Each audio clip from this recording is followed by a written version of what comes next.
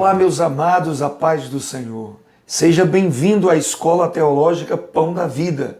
Eu sou o pastor Henrique Jorge e nós estaremos estudando o módulo 1 de Introdução à Teologia.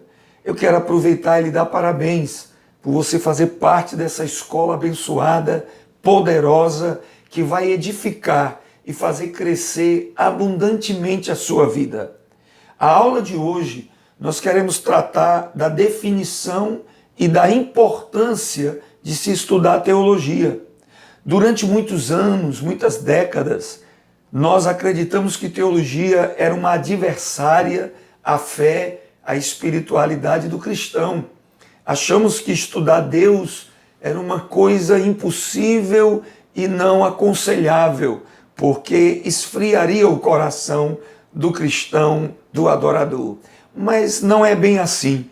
Quando nós estudamos teologia da maneira correta, da atitude correta, nós entramos em contato com o sagrado.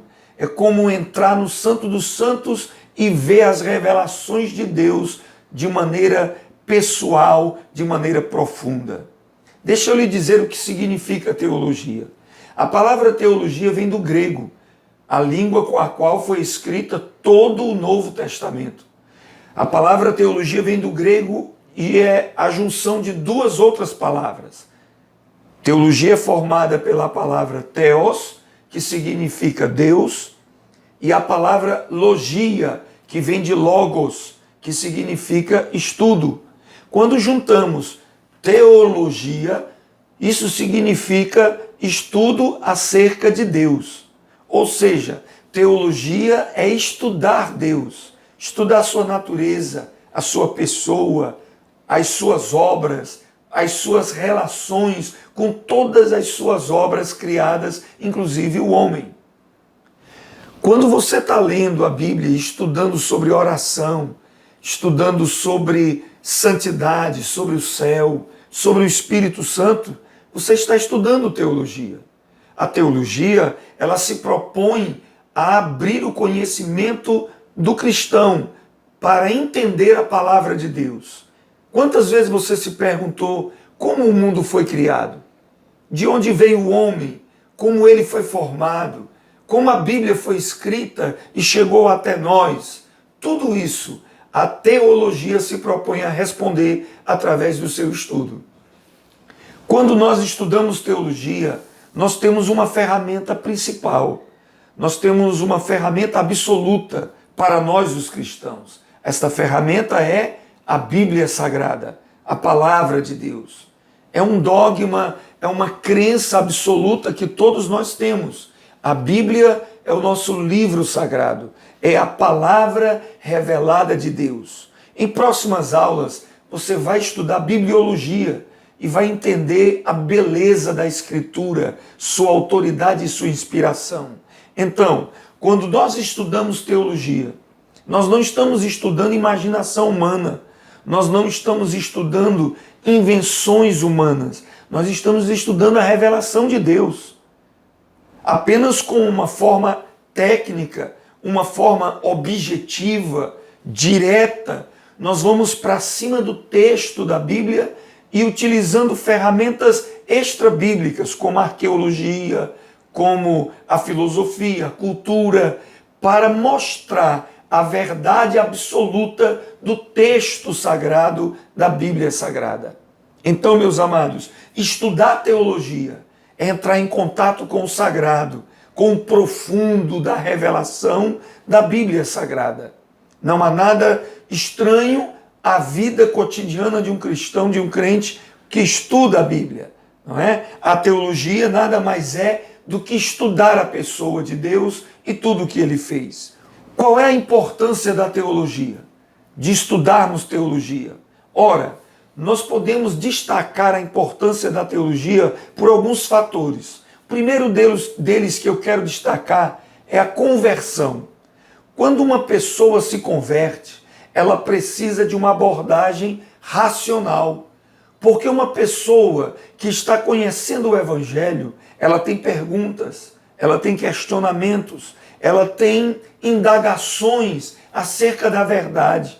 E é aí que entra a pregação do Evangelho junto com a análise teológica. Você vai dar resposta às perguntas que aquela pessoa precisa para poder se converter, a fim de que a conversão dela não seja emocional, não seja apenas de momento, mas seja algo que ela assimila, algo que ela entende, que ela compreende na sua mente, na sua alma, e assim ela entrega a vida a Jesus.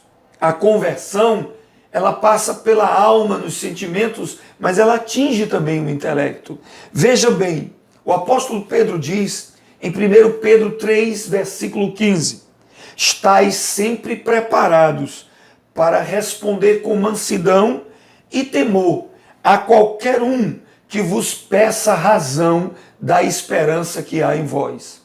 Se alguém nos perguntar a razão pela qual somos crentes, a razão pela qual cremos no céu, cremos em Deus, nós estaremos preparados para responder com mansidão, com paciência, com conteúdo, com pertinência e com autoridade. Mas como estaremos preparados? Estudando teologia, estudando a Bíblia de maneira técnica, de maneira objetiva e profunda. Assim seremos instrumentos de Deus para responder às perguntas a todos aqueles que questionam a necessidade de crer em Deus. Você lembra de Atos capítulo 8, quando o eunuco oficial da rainha de Candace, na África, ele estava lendo um texto da Bíblia de Isaías 53, mas ele não estava entendendo de quem aquele texto tratava, a respeito de quem o texto estava falando. De repente, Filipe, um dos diáconos, aproximou-se da carroça e perguntou para ele, entendes o que lês? Ele disse, como poderei entender eu, se não há quem me explique? Filipe, subindo a carroça, explicou, interpretou, explanou, expôs a verdade de Isaías 53 para Filipe. Parece que eu estou vendo Filipe explicando para o eunuco. Não, essa pessoa de Isaías 53 não é o profeta Isaías, é o Senhor Jesus, o Messias. Essa profecia se cumpriu agora, quando Jesus entregou a sua vida na cruz. Depois de Filipe explicar, interpretar o texto de Isaías 53, o eunuco se converteu. Ele entendeu o propósito de Deus e até se batizou nas águas. Nós precisamos dessa preparação teológica para poder levar aos que têm dúvida, aos que têm dificuldade de crer, as explicações que eles precisam para tomar uma decisão coerente, segura e firme, que perdurará por toda a vida deles. Além da conversão, o ensino teológico também trabalha a questão do discernimento cristão. Todo cristão precisa ter discernimento. O que é discernimento? É a habilidade de fazer a diferença entre o certo e o errado, entre o engano e a verdade, entre o bem e o mal. Como nós podemos ter discernimento? Estudando a palavra de Deus de maneira profunda, de maneira objetiva e clara, como a teologia se propõe a ensinar. Ora, a Bíblia diz em Hebreus capítulo 5, versículo 14, que existem pessoas que têm os sentidos, o entendimento treinados, experimentados. Está lá em Hebreus 5,14. Como é que se tem o entendimento experimentado, treinado? A partir do estudo, a partir da análise que se faz da palavra de Deus, do conhecimento objetivo, do conhecimento direto, não apenas espiritualista, mas o conhecimento firme das Escrituras Sagradas. Você já ouviu falar dos bereanos, que eram da região de Bereia? Quando o apóstolo Paulo estava pregando para eles, eles conferiam na Bíblia, eles analisavam se as declarações de Paulo estavam de acordo com o texto bíblico, se significavam realmente aquilo. Da mesma forma, o que Hebreus 5,14 diz, uma pessoa que não apenas lê a Bíblia, mas estuda de maneira metodológica, estuda de maneira criteriosa, ela vai treinar o seu entendimento para ouvir uma mensagem, um estudo bíblico e perceber se tudo está correto ou se alguma coisa não está batendo certo. Aqui na Escola Teológica Pão da Vida, você vai ter o seu entendimento treinado, você vai ter a sua percepção treinada e experimentada para discernir o que você está ouvindo, o que você está vendo. As falsas doutrinas são enganosas e sorrateiras. Somente o discernimento construído pelo conhecimento da palavra de Deus pode nos capacitar a discernir, a entender o que nós estamos ouvindo, se é verdade ou se não é.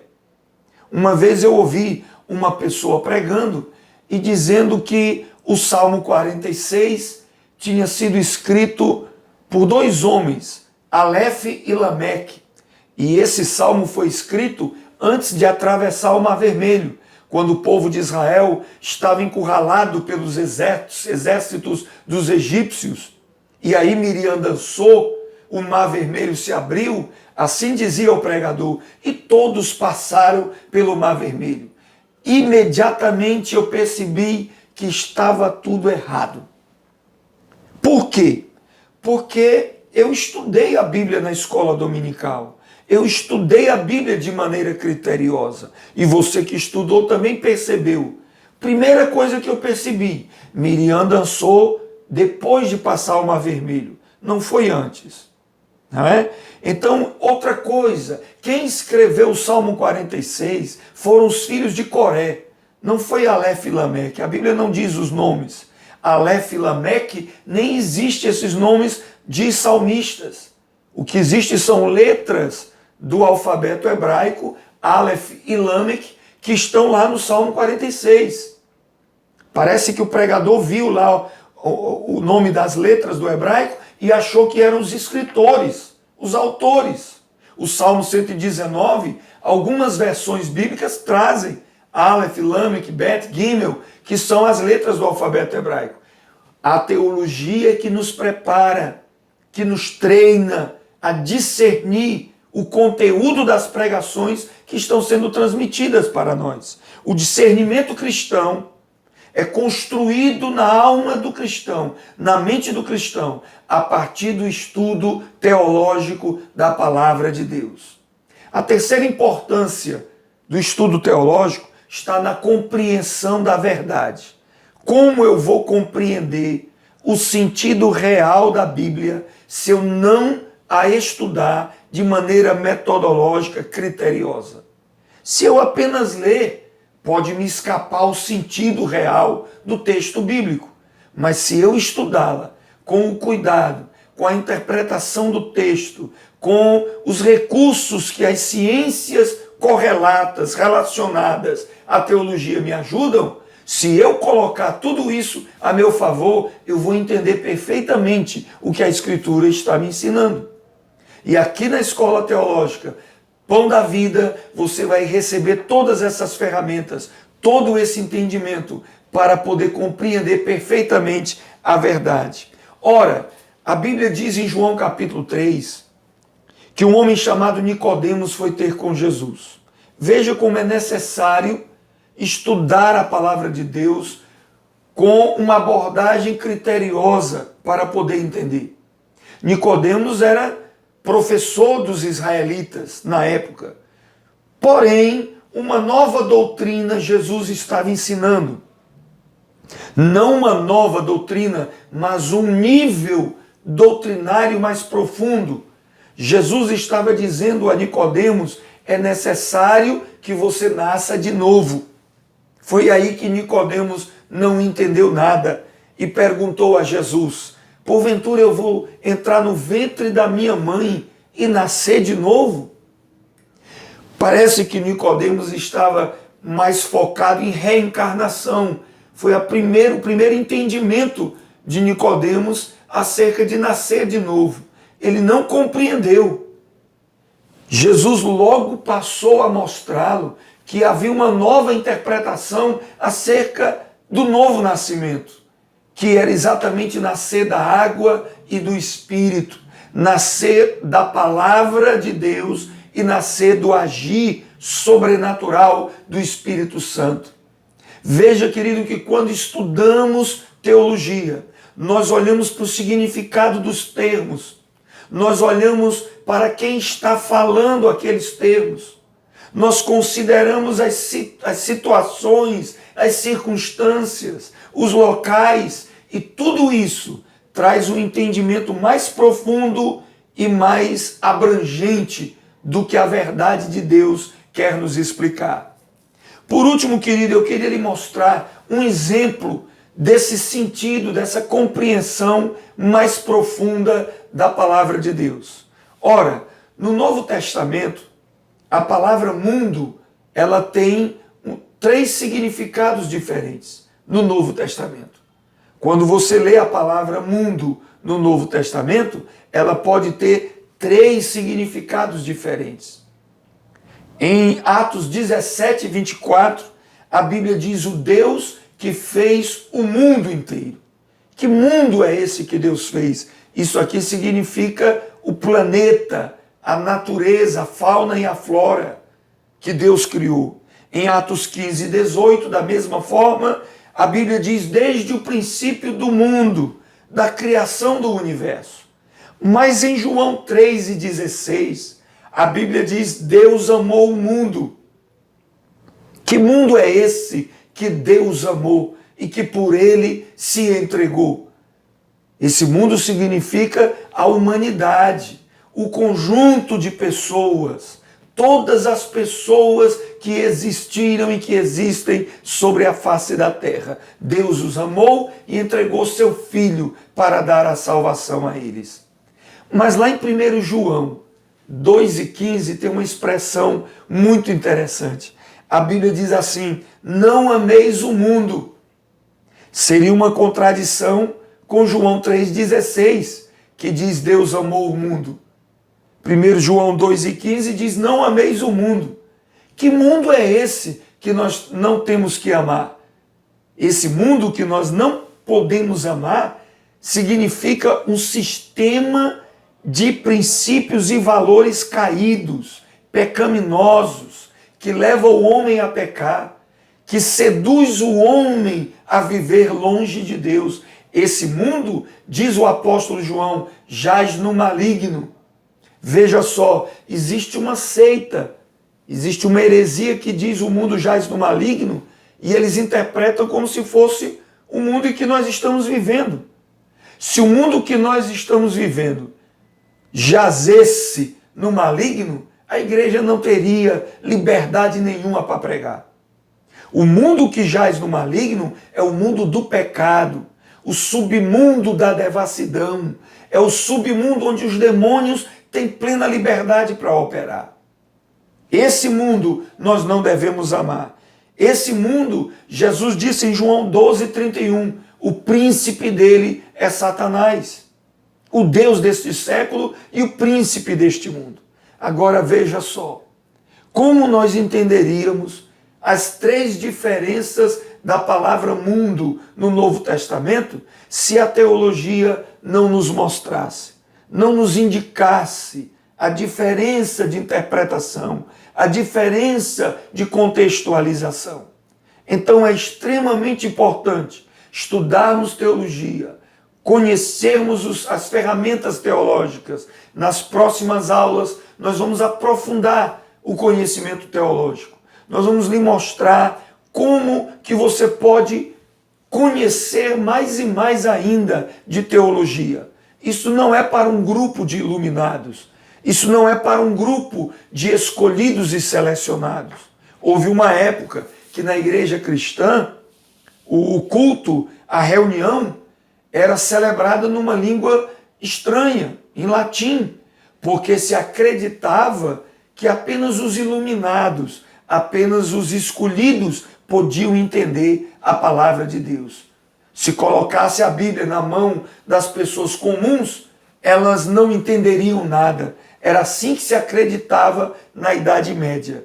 Até que um homem chamado Lutero resolveu traduzir do latim para o alemão, que era a língua do país dele, e até que chegou ao português, na nossa língua, para você, quem sabe no francês, quem sabe no inglês, e hoje você tem a Bíblia na sua mão para conhecer a verdade.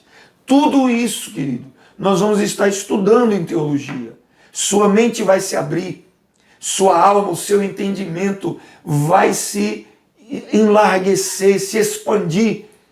E há um ditado que foi dito por Albert Einstein: quando uma mente se abre, ela nunca mais volta a ser a mesma. Então, amado, eu lhe aguardo na próxima aula de introdução bíblica. E que o Senhor te abençoe e faça prosperar grandemente a sua vida em nome de Jesus. Deus abençoe, amado.